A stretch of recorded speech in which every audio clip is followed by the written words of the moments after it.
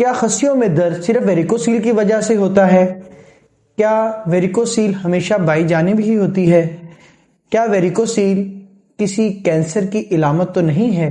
میں ایسا کیا کروں کہ میری ویریکوسیل کی بیماری کی شدت میں اضافہ نہ ہو؟ میں سرجری کروانے کے بعد کتنے عرصے میں روٹین ورک کر سکتا ہوں؟ کیا ویریکوسیل کی وجہ سے مجھے خصیوں کا کینسر تو نہیں ہوگا؟ یہ اور بہت سے سوالات جانیں آج کی ویڈیو میں۔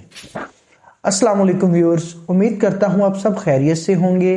آج ہم بات کریں گے different facts and some queries about varicocele. جیسا کہ آپ سب جانتے ہیں کہ اس سے پہلے ہم نے بات کی ویریکوسیل کیا ہے اور یہ کس طرح مختلف مسائل پیدا کرتی ہے۔ اس کے بعد ہم نے بات کی diagnosis and different treatment modalities for varicocele.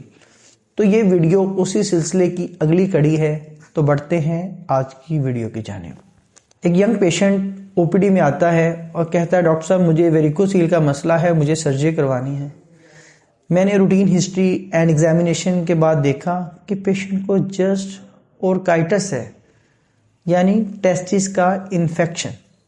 تو یاد رکھیں ٹیسٹس میں درد کی اور بھی وجوہات ہیں، جیسے کہ ٹیسٹس کا انفیکشن، اورکائٹس، اورکیلجیا، ہائیڈروسیل، ہرنیا۔ تو یہ بات تشخیص کے لیے آپ کو ڈاکٹر کے پاس آنا پڑے گا، خود سے گھر بیٹھ کے تشخیص نہ کریں۔ بہت سے لوگوں نے یہ سوال کیا کہ ویریکوسیل ہمیشہ بائیں جانب ہی ہوتا ہے، تو یاد رکھیں اس میں ایک سائنٹیفک ریزن ہے، کیونکہ بائیں خصیے کی رگیں آپ کے بائیں گردے کی رگ میں جا کے کھلتی ہیں، جبکہ دائیں جانب آپ کی مرکزی وین یعنی کہ وینا کیوا میں جا کے کھلتی ہیں۔ تو بائیں جانب کا رستہ تو قدرے لمبا ہے اور تھوڑا سا تنگ ہے کمپیریٹو ٹو رائٹ۔ تو 80% لوگوں میں ویریکوسیل کا مسئلہ بائیں جانب ہوتا ہے۔ تو دوسرا اہم سوال، کیا ویریکوسیل کسی کینسر کی علامت ہو سکتا ہے؟ تو جی ہاں، اگر آپ کی عمر 40 سال سے زیادہ ہے اور اچانک سے آپ کو دائیں جانب ویریکوسیل ڈیولپ ہوئی ہے، یعنی آپ کی دائیں خصیوں کے گرد رگیں پھول گئی ہیں اور آپ کو لیٹنے پہ ان کا سائز کم نہیں ہو رہا، تو یہ دائیں جانب کسی گردے کا کینسر ہو سکتا ہے۔ تو آپ کو گھبرانے کی ضرورت نہیں ہے، فوراً یورولوجسٹ سے ملیں اور اپنا الٹرا ساؤنڈ KUB کروائیں۔